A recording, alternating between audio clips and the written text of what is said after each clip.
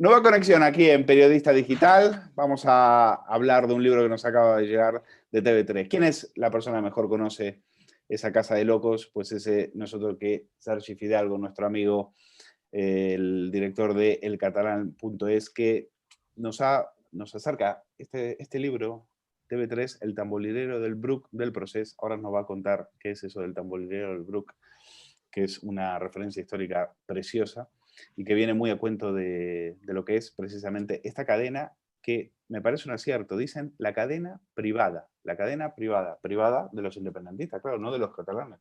Ha dejado de ser pública, es privada porque es de ellos, se han apropiado y es de ellos. Sergio Fidalgo, un placer, ¿cómo estás? Gracias por estar con nosotros.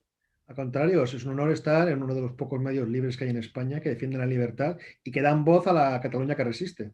Eso siempre, eso siempre. Cuéntanos lo de a ver si lo digo bien, tamborilero del Bruc.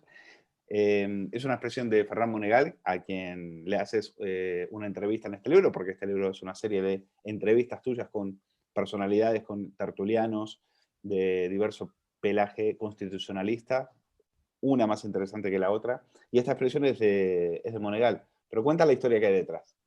El tamborilero del Bruc, os recordaréis que durante la guerra de la independencia, la buena, la que tuvo España contra Napoleón para intentar que Francia no nos invadiera, que entonces sí que luchábamos por la independencia de verdad, pues había un chaval, un tamborilero, que estaba en las montañas del Bruc, que son unas montañas que están alrededor de Barcelona, que tocó su tambor. Y al tocar su tambor y retumbar en el eco de las montañas, el ejército francés de Napoleón pensaba que venía un ejército impresionante, digamos, contra ellos, y huyeron solamente porque un chaval con un tambor consiguió meter mucho ruido. Monegal lo usa como en el sentido de tocar el tambor para que la gente, digamos, pues repique, los independentistas estén al loro. Pero yo lo uso en el sentido de que TV3 es como el tamborilero. Tocan el tambor, hacen ver a los separatistas que son mucho más de los que son, se creen que son mucho más de los que son, cuando realmente no son 7 millones, ni son todo el pueblo catalán, como venden ellos, que son 2 millones y punto. Pero TV3 es ese altavoz imprescindible para que los separatistas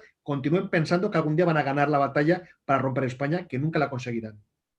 Bueno, las sensaciones que tienen los distintos personajes que has entrevistado, insisto, creo que todos a su manera pelean por una España por una Cataluña sin TV3. Coinciden todos, de Xavier Rius hasta Julia Moreno, de Sabacat, ¿no? De Teresa Freixes, Joan Ferran, Regina Ferrer, Jordi Cañas, todos coinciden en que eso es una maquinaria de intoxicación, una maquinaria en la cual los acólitos al separatismo se han llenado de dinero y sobre todo que en este momento prácticamente ya no es que buscan con TV3 ganar audiencia, sino mantener, cohesionar al bloque independentista, que es el que les vota y esa parte de Cataluña que no ha conseguido lo que querían, que era la independencia, pero que sigue ahí con ellos a muerte, ¿no? TV3 tuvo históricamente, desde su fundación, se creó como una televisión nacional. Cuando digo nacional, me refiero a nacionalista. O sea, TV3 era una herramienta para lo que Pujol llamaba la construcción nacional y, por lo tanto, para crear una Cataluña a medida de Pujol, del nacionalismo catalán.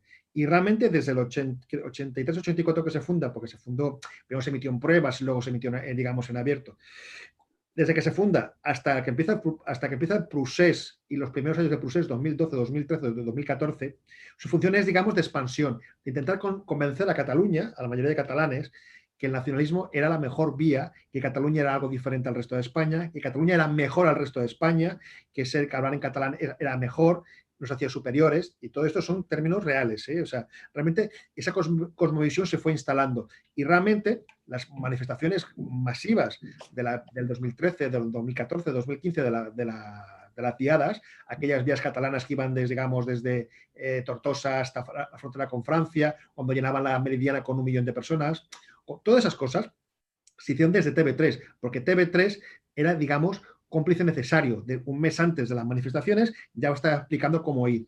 Y realmente funcionó. Y realmente esa primera fase de TV3 como herramienta para captar nueva gente para el nacionalismo funciona. Hay un momento que el golpe lo pierden. En 2015, 2016, se ve que el golpe ya empieza a fallar, que eso de las estructuras de Estado no iban a funcionar, de que se iba a hacer un choque de trenes que iba a acabar en fracaso y que por lo tanto necesitan subir el nivel de propaganda. Y lo hacen tan a lo bestia que lo que hacen directamente es que a mucha gente que era receptiva a ver TV3 empieza a ofenderle, incluso empieza a cansarle y se empiezan a desconectar. Y empieza la segunda fase, que es la que tú has dicho, que TV3 se convierte exclusivamente en una maquinaria para mantener vivo al separatismo a pesar de su fracaso.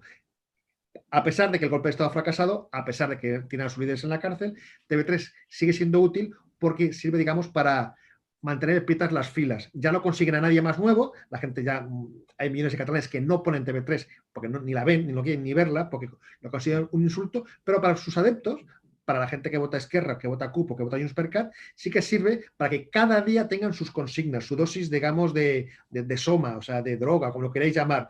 Cada telediario les dice, tenéis que pensar esto, presos políticos, Puigdemont es el presidente legítimo, Junqueras es injusto. Y cada día en toda la programación. Y realmente para eso es muy útil, y de hecho tanto Junts per Cat como Esquerra como la CUP, lo que es el bloque separatista, el nivel de voto no lo están perdiendo, no están bajando, a pesar de todo lo mal que lo han hecho.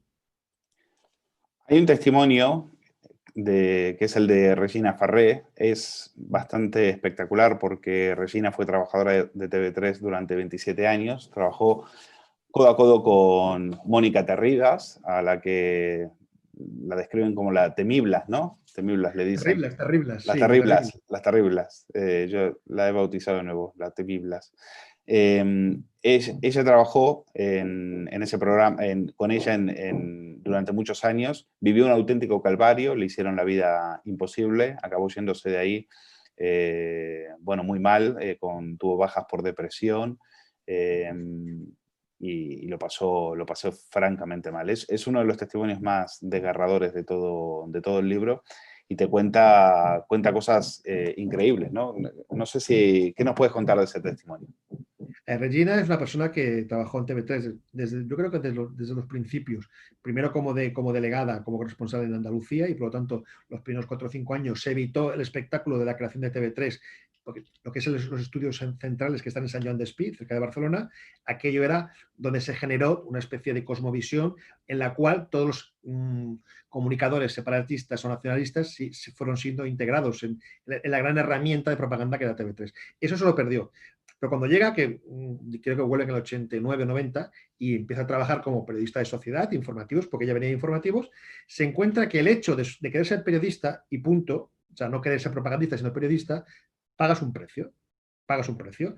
Es una televisión hecha para Pujol, hecha a, digamos, a la imagen de lo que Pujol quería vender, a la imagen de la Cataluña en miniatura que quería crear, y solamente si quieres hacer una profesión periodística no estabas bien visto. Entonces, poco a poco la fueron apartando. Cae en el programa este de la Anita al Día, que es un programa que fue muy emblemático en TV3, porque fue una especie de sexta noche, pero digamos que se hacía de lunes a viernes. Y siempre traían a los políticos más, digamos, más en la actualidad. Todos los personajes, digamos, que eran alguien en España, pasaron por allí. Todos, ¿eh? O sea, realmente pasó mucha gente por allí porque su programa además duró muchos años. Y Mónica Terribas, que ahora es una persona importante dentro del separatismo mediático, se hizo grande allí. Como en un programa de noche, y nadie quiere trabajar por la noche, pues claro, TV3 son funcionarios o señoritos, trabajar por la noche, eso tú y yo, que trabajamos todas las horas, eso no, según qué gente, eso no le va. Y por eso la pusieron, pudo trabajar en ese programa, básicamente porque tiene un horario tan horrible que nadie lo quería. Y es cierto que durante la época de Terribas, poco a poco la van apartando, pero cuando acaba el programa es cuando empieza el calvario de verdad. Pues como ya le han cogido el número de que realmente ya solo quiere ser periodista, Regina, la ponen en una mesa y no le dan trabajo. Hasta que al final se tiene que, bueno, si te hacen móvil y te tienen en un rincón, te acabas deprimiendo, que es lo que le pasó, y tuvo que al final largarse y simplemente para recuperar la salud. Y por cierto, desde tanto dentro como fuera, siempre ha sido una luchadora, siempre ha denunciado lo que se vivía ahí dentro, y es uno de los testimonios que realmente te indignan, porque bueno, que ya una misma trabajadora te diga que desde el minuto 1, desde que ella empezó a trabajar y entró por allí, pisó TV3, vio que aquello no era una televisión, sino que era otra cosa, claro, realmente da pena porque esa televisión la pagas tú, la pago yo, la paga la gente que nos está viendo, estamos pagando todos. E insisto, no es una televisión gubernamental, porque Televisión Española, Canal Sur, todas estas televisiones públicas siempre han tenido injerencias del gobierno de turno. Pero TV3 era otra cosa, era una labor de ingeniería social, crear una generación de catalanes desafecta a España. Y en eso TV3 ha sido muy eficaz.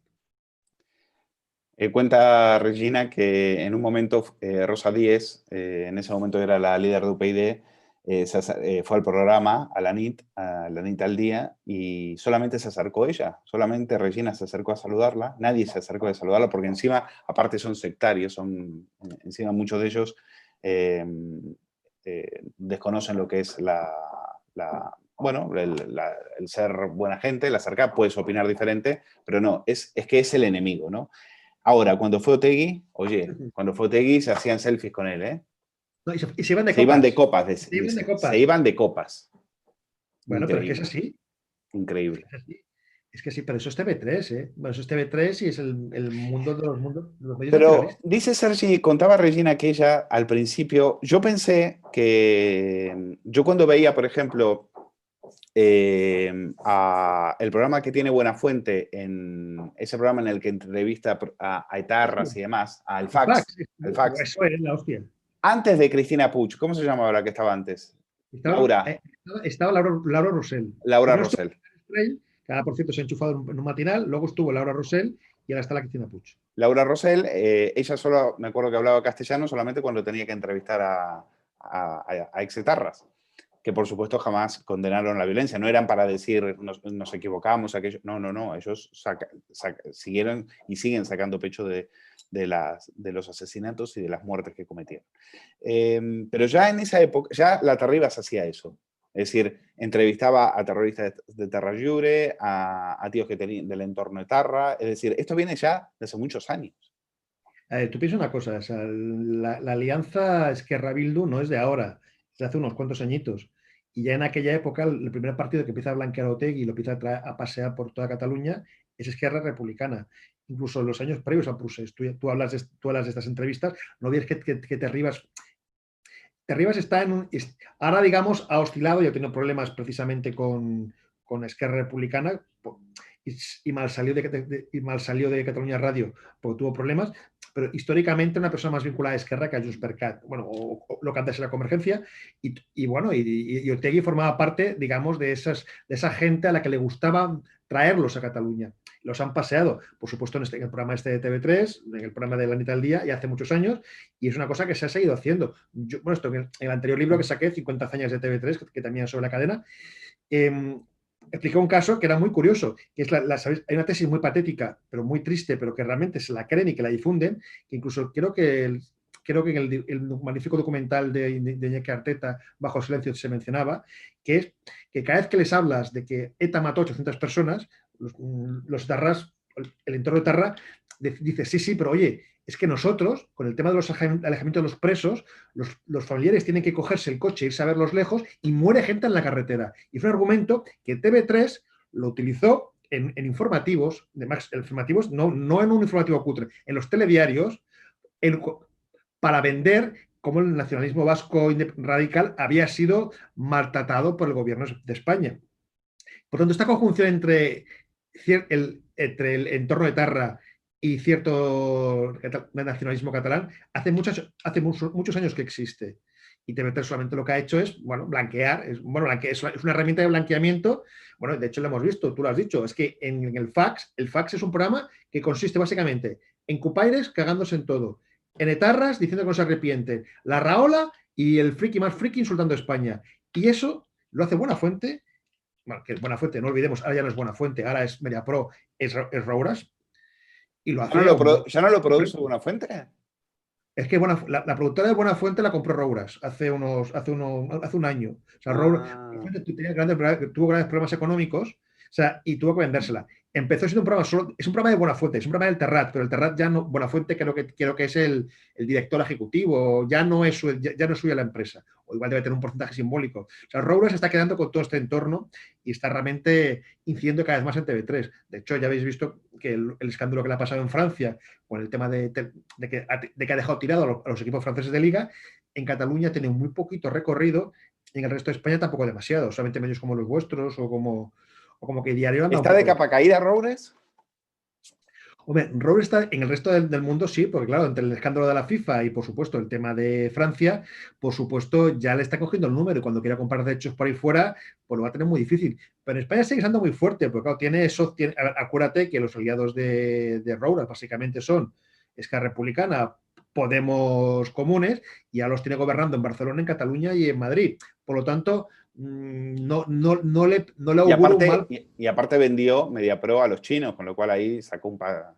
Claro, claro, claro. Hay Lo que que- pasa es que los chinos tienen un porcentaje, sí, pero ellos tienen un 25% me parece todavía, tanto él como su socio, como Benet, como el Tacho Benet, creo que tienen 12,5 y 12,5. O sea, los chinos tienen la mayoría del capital, pero la gestión la llevan ellos. Lo que Vale. han hecho es inyectar, pero la llevan desde aquí. De hecho, todos los problemas que están creando a MediaPro, Roura, se lo está creando básicamente él con la gestión que ha hecho. Pero bueno, de momento los chinos le mantienen la confianza y ahí está.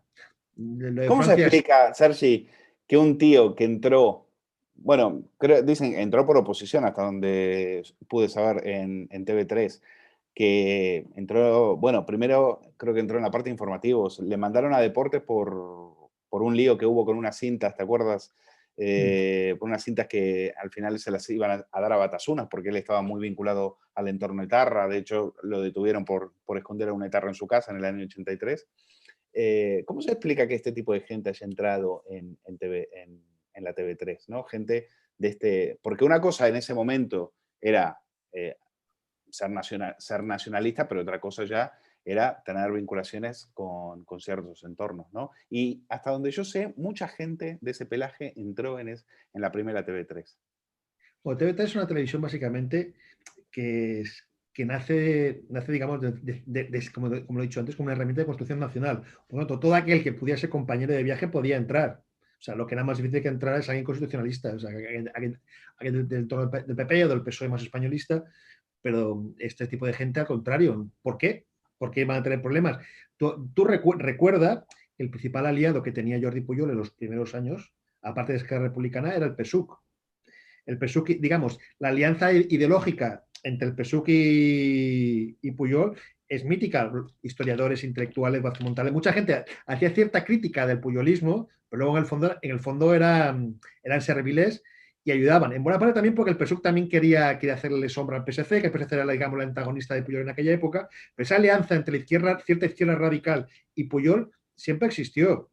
Claro. Siempre, por lo tanto, no es nada extraña que entrara gente. Lo que no entraría mucha gente, digamos, que fueran del PSC, que en el momento era la alternativa, sobre todo la gente más de Maragall. Pero en caso de radicales de izquierdas, al contrario, esta gente, los radicales de izquierdas, tú sabes perfectamente, son gente que tiene mucha vista y sabe acomodarse a las circunstancias y decir sí señor a quien toca. Por lo tanto, con decir sí señor a Puyol y no crear problemas a Puyol, no tenía ningún problema de entrar. Y también recuerda que el primer director de TV3, Alfons Quintà, del cual ha salido una biografía hace poco, era un personaje muy peculiar.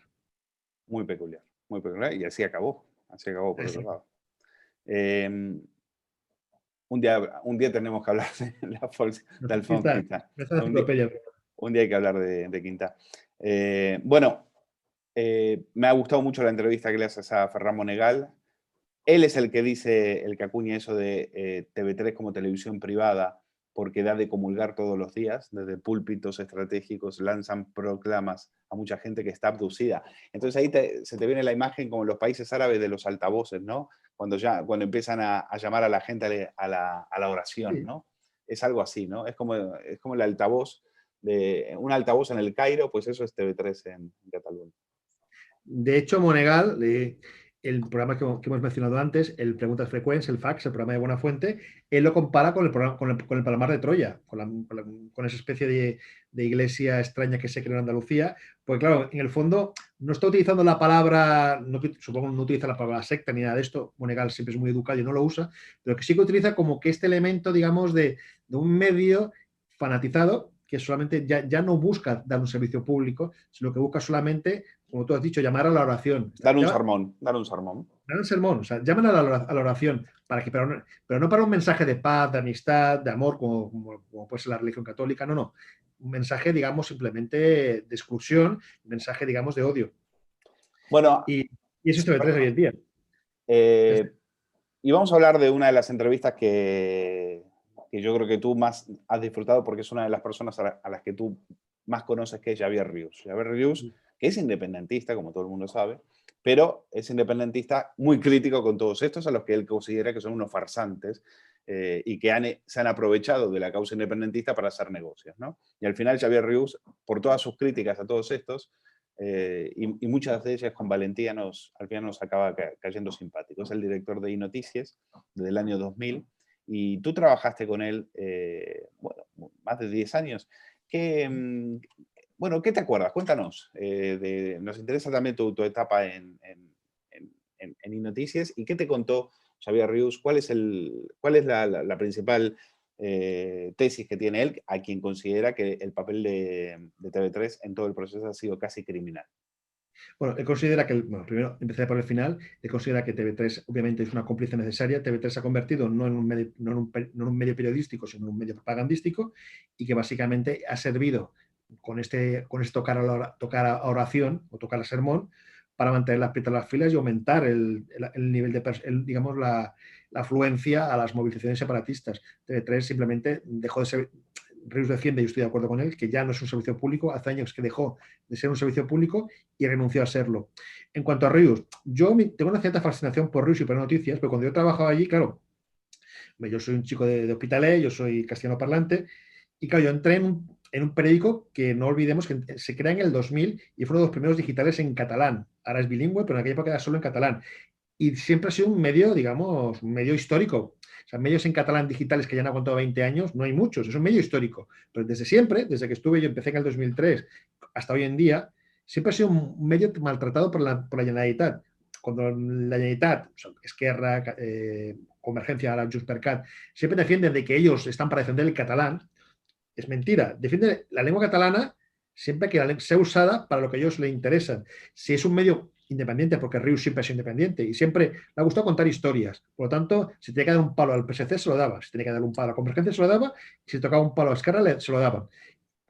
Y aunque lo hiciera en catalán, que teóricamente es el gran argumento de esta gente, la defensa de la lengua, nunca se lo han perdonado. Y por eso nunca ha fallado en TV3, casi no ha fallado en Cataluña Radio, a pesar de que, insisto, o sea, yo he visto personajes, si tú pones la tertulia de esta noche de TV3, cualquiera, o la de la tarde o la de la mañana, salen personajes que dices, que no sabes de quiénes son, y que de aquí a 6 meses no volverán a salir.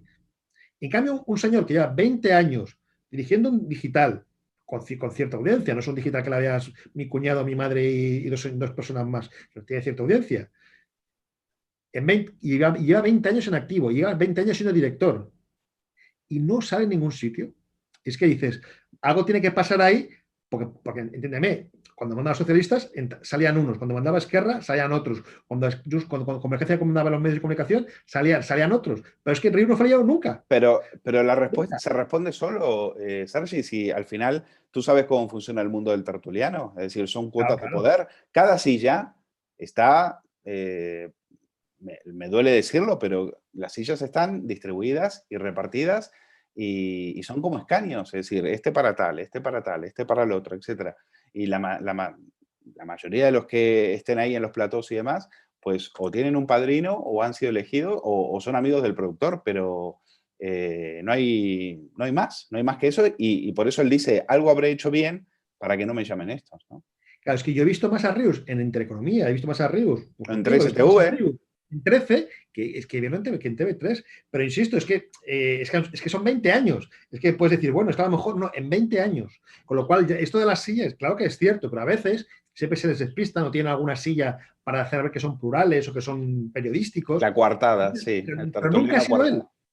Nunca ha sido el coartada, ni siquiera para eso lo han querido. Lo cual indica que Rius es un tío valiente. Claro, es que tú recuerdas que en los últimos 3 años, sobre todo, yo creo que el periodista que más toca las narices en las ruedas de prensa del portavoz de turno del gobierno, de la Generalitat, es él. A Meritxell Budó la tiene. A Meritxell Budó la ha vuelto loca. Claro, y eso se paga. Claro, y por eso el testimonio de Rius tenía mucho valor para este libro, pues claro, en el libro hay un poco, están muy escogidos. O sea, hay gente que es crítica de televisión como Monegal, gente que es reguladora como Daniel Sidera, que está en el CAC, hay gente que ha sido víctima, como puede ser Julia Moreno, como Regina, que han sufrido las prácticas, hay políticos que han intentado cambiar las cosas, como puede ser Jordi Cañas o David Pérez o Joan Ferran, pero claro, es que Rius es el excluido. Todos somos un poco excluidos. Y es el más, y es independentista. Hasta yo me han invitado a TV3 y he decidido no ir. O sea, a mí me han llegado a invitar. Yo he dicho, ahora ya no, pero hará un par de años, creo que me invitaron 2 o 3 veces. Y dije que no. O sea, a mí no me invitaron. Pero es que a Rius ni siquiera le han dado la opción de decir que no voy. esa es la pregunta que te iba a hacer. Es decir, en estos momentos, porque muchos tertulianos en lo que difieren es, bueno, si me llama TV3 yo voy, porque creo que hay que estar. Otros dicen que no se van a prestar a hacer coartada, por ejemplo, como Joan López, que yo creo que es uno de los mejores tertulianos que ha habido en la Sí. televisión, el famoso catalán tranquil, una auténtica pisonadora en lo que tiene dialécticamente hablando. Pero él creo que ya ahora dice que se ha hartado y que no quiere ser la coartada, ¿no? No quiere ser la excusa castellano hablante o constitucionalista. Entonces, ¿cuáles son las posturas? Tú ya has dicho la tuya. Yo, si me invitan, yo no voy.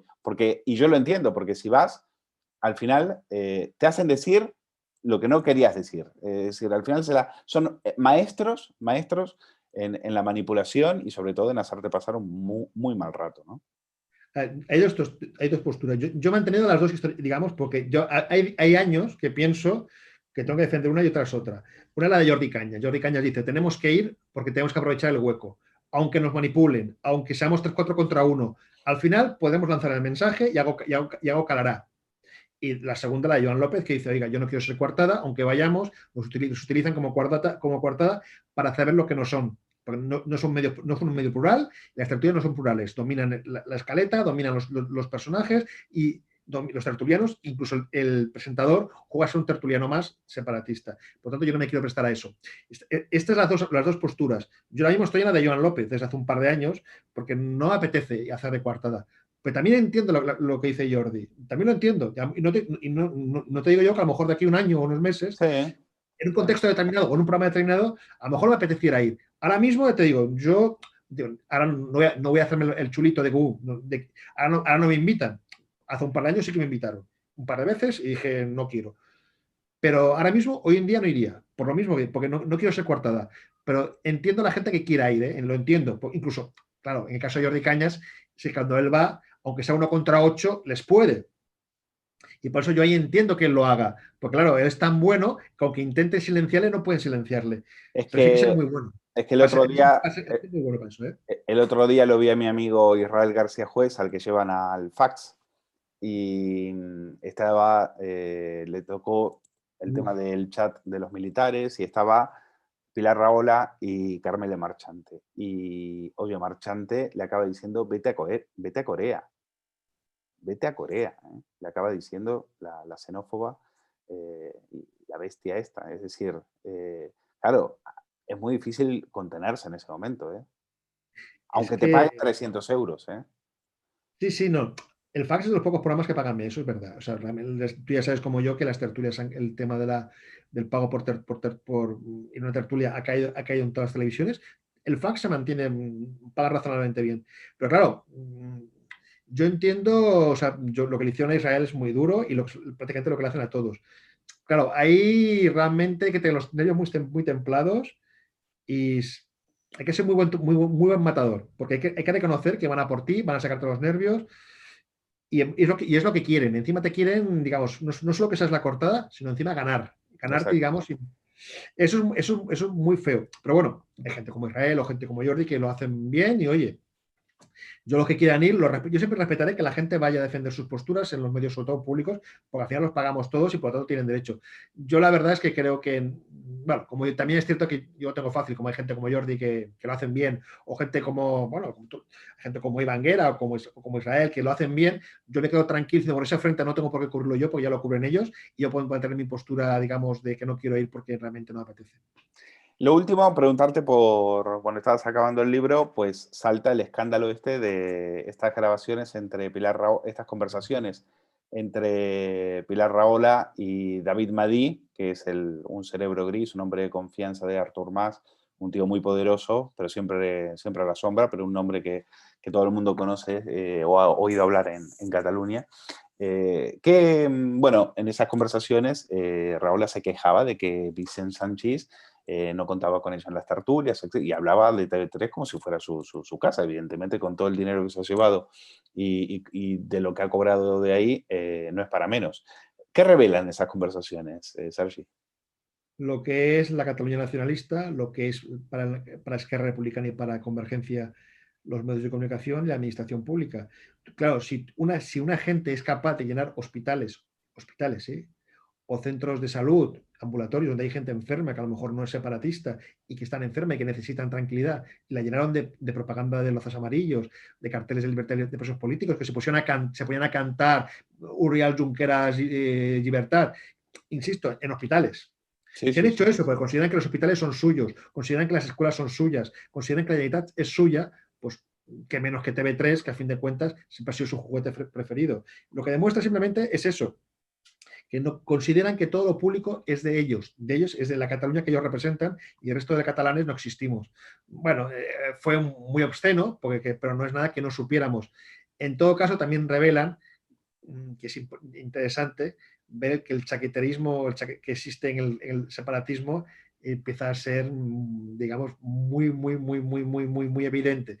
Sanchís siempre ha sido una persona muy de Junts per Cat, muy de Rahola, muy de Puigdemont, y cuando ya Rahola y Madí, que tú lo has dicho, es un hombre convergente, empiezan a quejarse de que Sanchís está jugando hacia Esquerra, es que se prevén que Esquerra va a ganar. Yo creo que fue la mejor encuesta, más que los sondeos que pueda publicar La Vanguardia, el periódico, todos manipulados. Que ya digan, ellos mismos se quejen de que Sanchís cambia la chaqueta, cuando Sanchís es un tío muy listo y que cuando se cambia la chaqueta es porque prevé que van a pasar cosas. Primero indica cierta patrimonialización de lo público y segundo, de que algo se está moviendo en Cataluña. Yo creo que para mal, porque bueno, entiéndeme, no es que yo quiera no es que yo piense que Puigdemont sea mejor que Esquerra, pero que Esquerra vuelva a ganar significa que los de las antorchas, porque Puigdemont no deja de ser un friki, pero Esquerra son los de las antorchas, por la noche, en plan recordando imágenes muy tristes de hace muchos años en Europa, son las de la gente como Heriberto Barrera, que decían que, bueno, prácticamente que tiene un racismo evidente. Esa gente va a ganar, por mucho que vendan progresismo rufián, esa gente no es progresista, es mucho peor que Puigdemont, porque Puigdemont se ha aprovechado. Esquerra no son unos aprovechados, Esquerra tiene ideología. Sergi, ¿quiénes son en estos momentos las caras de unos y de otros? Ya nos has dado nombres. Pilar Rahola, Sanchís, que está ahora más ve que Esquerra va a coger poder y se está acomodando. ¿Qué otras caras nos podrías decir para tener un mapa de con quién va cada uno? O sea, la cara del nuevo poder que teóricamente viene en las próximas autonómicas es Toni Soler y Jair Domínguez, que son, digamos, Toni Soler es uno de los principales productores de Cataluña. Hablamos de minoría absoluta, su productora. Acuérdate que el programa de Risto es suyo. Sí. Acuérdate que el programa de Risto es suyo. Sí. Pues bueno, la mitad. Hay una mitad de él y otra mitad de la fábrica de la tele. Luego Jair Domínguez, me estaban comentando, lo tengo que mirar, pero creo que, o sea, Jair Domínguez es de lo peor de lo peor. Es decir, hemos visto cosas, le hemos escuchado decir cosas absolutamente brutales. Me estaban diciendo hace poco que había dicho algo así como que había que incendiar los tribunales o algo de sangre y fuego, hay que ir a sangre y fuego, no sé si... Eso de esas ideas que quieras. En su Twitter, se lee su Twitter, es cada semana tiene 3 o 4 de estas, contra los tribunales, contra el incito de la rebelión, hizo por luego a un TV, hizo una especie de cómic distópico en la cual la Cataluña del futuro era una especie de dictadura salvaje, con Rivera de presidente, con la Policía Nacional siendo brutalmente golpeando a la gente. Una distopía muy cafre. Y el prólogo era de Jair, y el prólogo tenía mucha tela, casi estaba incitando a la rebelión contra España. Es un loco, o sea, punto. O sea, el puta España es como saluda, y no es una broma. O sea, puta España es su forma de saludar. Y ya lo hacía en principio en su red social, pero hace unos días, en un programa digital de Televisión de Cataluña, uno de estos programas que emiten por Instagram y por YouTube, pero ojo, es de la Televisión de Cataluña, ya se escapó el puta España. Es un perturbado, o sea, no estamos hablando ya de un tío como pues a Pilar Rahola, como Toni Soler, que son gente, digamos, que son gente que pueden ser radicales, pero no son tontos. Más o menos intenta guardar las ciertas formas de vez en cuando, no. Los insultos que tiene son impresionantes. Recordaros que ya en el 2012 fue aquel famoso comunicador que le hicieron hacer una performance, cogió unas fotos del rey de Salvador Sostres, cogió una pistola, hacía como que disparaba y como que salía sangre a las fotos. Correcto. Está en 2012. Correcto. Es una persona, es un provocador que intenta ganarse la vida, lo está consiguiendo, pero tiene un toque, insisto, no sé si de locura o de radicalismo, que sobrepasa todo lo que hay en TV3. O sea, hay gente que digamos que es fanática ideológicamente y este hombre yo creo que da un paso más allá. Pero bueno, yo recomiendo a la gente que vea sus programas, que lea, que está todas las tardes, está todas las tardes en el Está Pasant y tiene un programa en Cataluña Radio que es también importante, creo que es de 11 a 12 de la noche, y sobre todo el Bricohéroes, que es un programa de humor, que por cierto nos cuesta también su dinero, y sobre todo su Twitter. Porque teóricamente en redes sociales los trabajadores de TV3 habían tener cierta, y colaboradores, cierta tranquilidad, y este hombre no la tiene. Si viendo todo esto, y cada uno de ustedes juzgue si es un comunicador tranquilo o es otra cosa. ¿Cuántos trabajadores hay en el conglomerado de medios catalanes y cuánto nos cuesta? ¿Públicos te refieres? Sí. Lo que es la Corporación Catalana de Medios de Comunicación, que básicamente es TV3, los canales adscritos, que bueno, ya sabes que TV3, hablamos de TV3, pero es TV3, el canal de noticias el 324, el canal de deportes, pues hay un canal de deportes en plan tele, o sea, han copiado lo que es Televisión Española, el canal de deportes, el canal del infantil, el canal de noticias, TV3, el internacional, bueno, eso, más las 20.000 emisoras de Cataluña Radio, más los digitales, tiene unos 2.500 trabajadores. Eso cuesta en dinero público 240 millones presupuestados, pero nunca lo cumplen y siempre tiene que haber derramas posteriores, unos 250, 260 millones al año de dinero público. O sea, básicamente yo creo que triplica lo que cuesta Telemadrid y Canal Sur. O sea, realmente es carísimo. Es carísimo. TV3 es carísimo. Y así todo, no han conseguido lo que querían. Bueno, a ver, no han conseguido lo que querían. Han conseguido bastante, pero no han conseguido lo que querían. No, bueno, claro, también hay que reconocer que TV3 tiene cierta utilidad. O sea que, claro, TV3 en el momento de máximo esplendor tenía un 17-18% de audiencia, que es mucho. TV3 hace muchos años pre-Prusés, antes de Prusés, que era líder de audiencia, pero claro, hablamos de 18-19. Por suerte en Cataluña, pues se ve La Primera, Telecinco, Antena 3, La 13, todos canales nacionales, aunque, ojo, hubo intentos en programas electorales de reducir la presencia de las cadenas nacionales en Cataluña. Eso lo han defendido los partidos nacionalistas. Entonces, por tanto, TV3 tiene una herramienta poderosa. Han conseguido muchas cosas. No te olvides que en el 2012 el separatismo declarado era un 12 o 13%, ahora estamos en un 47%. Han avanzado muchísimo. Pero claro, tampoco se puede hacer milagros. La ingeniería social puede llegar hasta cierto punto. Hay un momento ya que hay gente que se resiste y lo bueno que hay es que, bueno, sigue habiendo muchos catalanes que nos sentimos españoles y que no veíamos TV3. O que si veíamos TV3 era solamente porque veíamos el fútbol o algún programa muy concreto y no entramos en esta dinámica y esta espiral de propaganda. Y luego aparte que Cataluña es dual. La Cataluña rural, la Cataluña interior, sí que TV3 ha sido una herramienta, digamos, de socialización muy poderosa. Pero la Cataluña metropolitana no ha conseguido, que es lo que intenta Esquerra ahora, desde hace un par de años con Rufián. Y ojo, empieza a funcionarles un poquito a poco. Están entrando en medios. Tú, por ejemplo, lees el Periódico de Cataluña, que es el gran diario del cinturón rojo metropolitano de Barcelona, y ya tienen un pie dentro, tienen al director, no olvidemos que el director Albert Saez fue director de la comunicación de la Generalitat con Esquerra Republicana en un gobierno. O sea que este periódico de Cataluña, post Grupo Z, es decir, que ahora está en manos de los MOL, ya empieza a ponérsele la cara de Gabriel Rufián, ¿no? Básicamente, a ver, ya antes, ya también la última etapa de Z. O sea, supongo que el Periódico de Cataluña, que es un medio muy deficitario, que tiene realmente muchos problemas desde hace mucho tiempo, pero muchos. Yo creo que los series que ha tenido el grupo, tanto Sport, como Diario Sport, como el grupo, como el periódico, han sido continuos, porque tiene una estructura muy grande. Han visto, claro, históricamente el periódico era el gran diario del PSC. Era el diario que se nutría de los fondos de la Diputación, de los fondos del Ayuntamiento de Barcelona, de campañas. Era el diario, digamos, que era el diario de cabecera de los socialistas.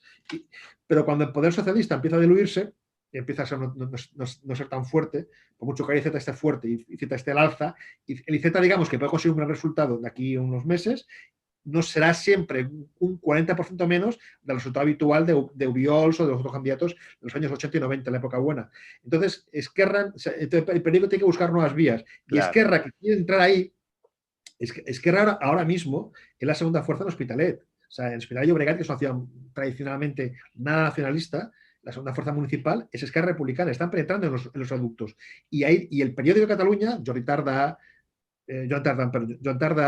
Sergi Soló, una serie de columnistas de Esquerra están entrando en el periódico. Rufián mismo ayer escribió una columna entera. O sea, se han dado cuenta que tienen que utilizar estos medios, los medios suyos, TV3 ya no. Y quieren llegar, si te escuchas la entrevista que le hicieron en La Sexta Noche a Rufián, quieren llegar al mundo obrero, quieren llegar a la clase obrera porque tienen miedo de que se la quede Vox.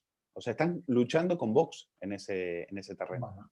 Yo no creo que, más que por el tema de Vox, esto lo dicen ahora como argumento electoral, pero no es verdad, porque esto antes de que Vox existiera, hace 6 años, ya estaban en esta guerra. O sea, cuando crean Sumate, esta plataforma de la que nace Rufián, y es una creación de hace 6 o 7 años, es porque quieren entrar en los núcleos obreros. Por eso han entrado en el periódico, por eso intentan entrar digamos, en las emisoras, digamos, de música tipo Justo Molinero, pues acuérdate que Justo Molinero hizo un libro con Junqueras.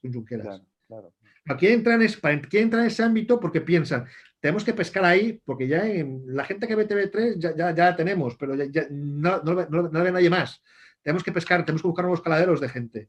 Y por eso intentan, de momento con cierto éxito, pero bueno, ellos tienen paciencia. El eslogan aquel de Pujol de Avui paciencia, demà independencia, lo han comprado y han dicho, bueno, oye, mira, no vamos a conseguirla ahora, la conseguimos a 30 años, y van lanzando las redes. Y poco a poco están subiendo. Oye, Junqueras fue alcalde de una ciudad metropolitana que tradicionalmente votaba PSC y los nacionalistas no se comían un torrao y lo fue alcalde, vale, después allá no lo es, pero lo fue. O sea, están consiguiendo pequeños éxitos y bueno, que Maragall, o sea, que Esquerra Republicana ganaba unas elecciones en Barcelona, eso era una marcionada y las ganó. No es alcalde, pero las ganó. Entonces, ojo con Esquerra, porque este mensaje ahora vende el rollo de Vox, pero su enemigo no es Vox, su enemigo real es el PSC, que es con quien se juega realmente la hegemonía de lo que les falta. Lo que les falta básicamente es la área metropolitana de Barcelona y la de Tarragona. Todo lo demás lo tienen. Sergi, y el factor de la inmigración, ¿qué papel va a jugar en estas elecciones? Decir la inmigración, pero La inmigración, me refiero a la inmigración. ¿La primera oleada o las posteriores? No, me refiero a las últimas oleadas migratorias, sobre todo de tinte islamista, de ese tipo. ¿Van a jugar algún papel? Ahora es que de momento no es mucho voto. Yo de aquí pues 8 o 9 años es posible que sí, porque de hecho es un sector que el nacionalismo está cultivando mucho y muy bien. O sea, realmente están regándolos con dinero. Realmente, bueno, no olvidemos que la política, igual que las políticas migratorias en otras partes de España, se tendían a intentar, la época que hacía se invitaba a los inmigrantes a venir, se pescaba mucho en el mundo latino y Pujol precisamente creó. Además fue pionero, acuérdate de Ángel Colom, el ex socio de Pilar Rahola, que cuando lo ficha Pujol, lo manda a Casablanca para empezar a crear la red para traer trabajadores magrebíes a Cataluña. Y eso llevan ya 15 años haciéndolo. Entonces, es una que no es casualidad que buena parte de la Cataluña interior pues tenga bolsas de población islámica muy fuerte, porque se ha buscado mano de obra barata precisamente en estos sitios, en vez de, digamos, en vez de República Dominicana, en Ecuador, como el resto de España. Por lo tanto, sí que va a tener un efecto, sí que lo va a tener, y es lo que están buscando. Y de hecho es evidente que tú vas, por ejemplo, según qué centros islámicos y ves que la lengua que se utiliza es el catalán, no el castellano. El castellano prácticamente, porque a mucha gente no le cuesta nada pasar directamente de su lengua al catalán. Si tiene que aprender una nueva, pues metemos al catalán directamente. Por lo tanto, no tienes que convencer a un dominicano o a un mexicano que tiene una lengua tan fuerte como el español que ha de aprender otra que en el fondo es muy minoritaria. Claro. En cambio, una persona que viene de Casablanca, pues lo aprende y no hay problemas. Me vas a dar trabajo, me vas a mirar mejor, pues lo hago. Y por lo tanto han podido pescar muy bien ahí y sí que tendrán cierta repercusión electoral. De hecho, bueno, hay un autor que se llama Javier Barracoa que hizo una distopía sobre el tema sobre que en un futuro Cataluña será una república islámica. No creo que lleguemos a eso. Pero sí que es cierto que el nacionalismo sí que intenta, digamos, obviar el españolismo buscando alianzas con otros grupos no hispánicos. Exacto. Bueno, Sergi Fidalgo, ha sido un placer, como siempre, hablar contigo de este libro, TV3, El tamborilero del Bruc. Gran libro. En Amazon, recordarlo. Comprarlo en Amazon, no se tienen que ir muy lejos. En 24 horas lo compran y en 24 horas lo tienen en su Se casa. lo mandamos. Siempre editado por Ediciones Gildi y elcantalán.es. Sergi, un fuerte abrazo. Gracias por todo lo que hacéis ahí en Cataluña. Muchas gracias por estar ahí. Gracias por dar voz.